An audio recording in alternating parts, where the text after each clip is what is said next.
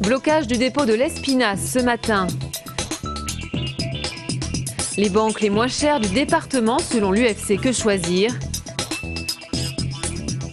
Les professeurs des écoles testent un nouveau cursus.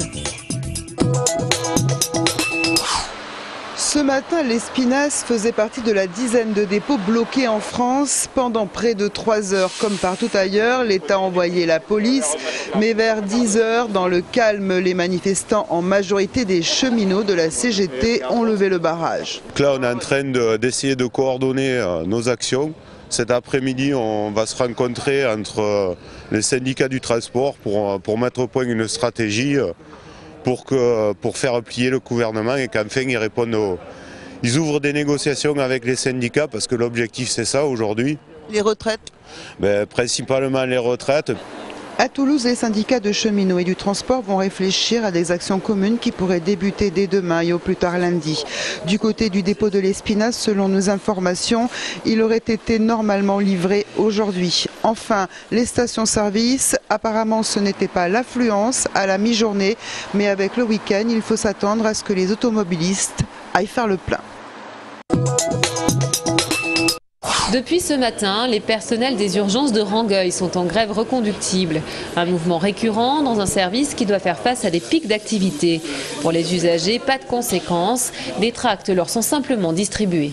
Les personnels sont fatigués physiquement et ont beaucoup de stress. Les urgences de Rangueil connaissent la situation que connaissent beaucoup de services d'urgence, c'est-à-dire ils reçoivent énormément de patients. Ces patients sont souvent en grand nombre dans l'accueil des urgences. La situation de suractivité, c'est un goulot d'étranglement. C'est-à-dire à partir du moment où on ne peut pas refuser les patients qui se présentent chez nous, donc on peut avoir des pics d'activité très importants. Les syndicats ont rendez-vous lundi avec la direction du CHU. Un plan d'urgence hivernale devrait leur être proposé pour faire face à l'accroissement de l'activité. Une centaine d'agents des impôts ont bloqué aujourd'hui l'hôtel des finances de Rangueil. Principale inquiétude, la suppression d'emplois prévue dans le projet de loi de finances 2011. Nous allons encore subir en 2011 2677 suppressions d'emplois supplémentaires, ce qui va porter, je dirais, le niveau des emplois dans les services à un seuil critique.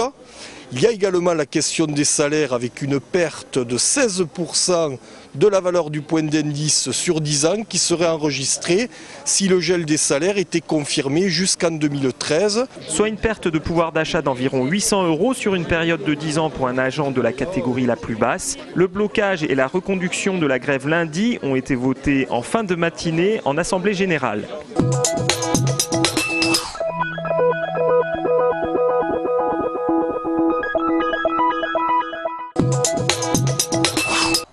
Environ un mois après la rentrée des étudiants futurs professeurs des écoles, mis au point de cette rentrée un peu spéciale puisqu'ils étaient les premiers à tester les nouveaux masters enfance, scolarisation dans le premier degré et éducation, dit master ESE.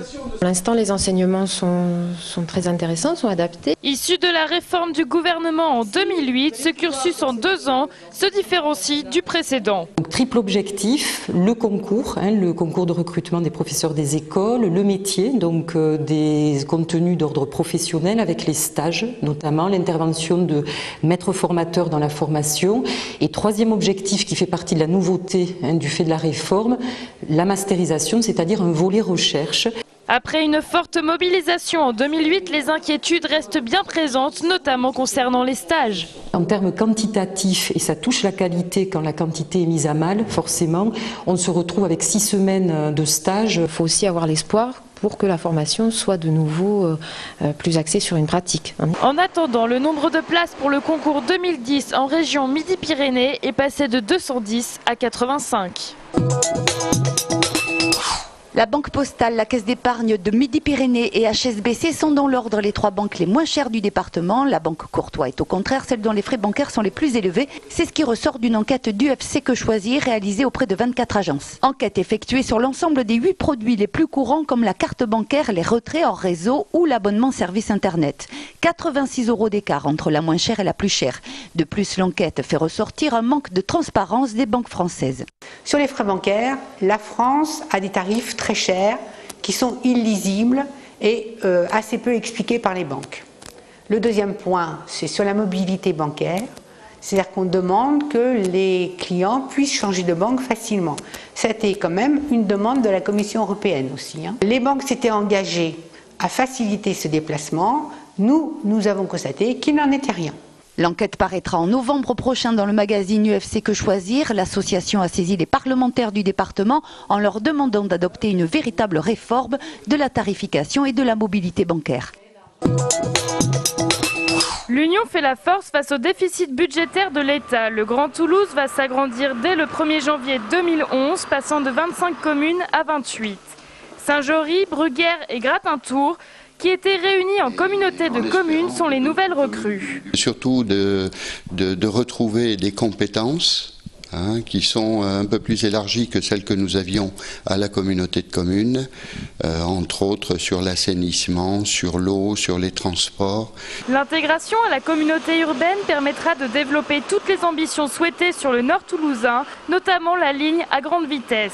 Reste un inconvénient de taille. Au niveau de la population, puisque à chaque fois qu'on va mutualiser les services, les besoins, automatiquement il y aura des coûts moindres et qui se répercuteront sur l'imposition locale. Une quinzaine de communes attendent toujours la délibération du Grand Toulouse pour s'y intégrer dès 2011. Match de gala au Stadium samedi soir entre le Toulouse Football Club et le Paris Saint-Germain à l'occasion de la 9e journée de championnat. Le TFC privé de Tseto et Congrès va tenter de retrouver le goût de la victoire face au club de la capitale, 7e de la Ligue 1. Match programmé samedi dès 21h. Le Stade Toulousain va quant à lui jouer sa 2e journée de H-Cup face aux Dragons de Newport. Les Rouges et Noirs vont tenter de confirmer leur succès initial face au London Wasp. Seul Albacete sera absent pour cette rencontre programmée samedi à 18h45. Tendance au salon loisirs créatifs au parc des expositions des bijoux gourmands. 12e édition du salon des loisirs créatifs et d'éco-maison au parc des expositions. Traversez les différents stands, vous découvrirez des objets fantaisie tels que des boucles d'oreilles gourmands. Ailleurs, vous pourrez chercher des stickers ou autres pour créer vous-même vos objets. Ce salon est encore ouvert ce week-end.